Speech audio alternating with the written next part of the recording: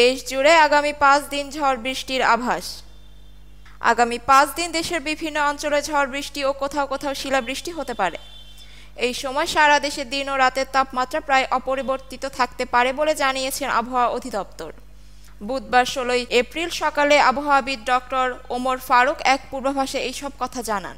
তিনি জানান, বুধবার সকাল 9টা থেকে পরবর্তী 120 ঘন্টার মধ্যে দেশের বিভিন্ন অঞ্চলে দমকা হাওয়া সহ বজ্রবৃষ্টি এবং বিক্ষিপ্ত শিলাবৃষ্টি হতে পারে।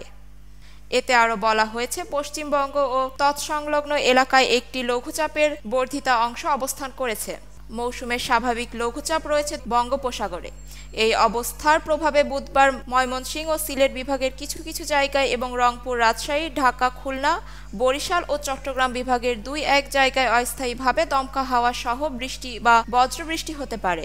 সেই সঙ্গে কোথাও কোথাও শিলাবৃষ্টিও হতে পারে।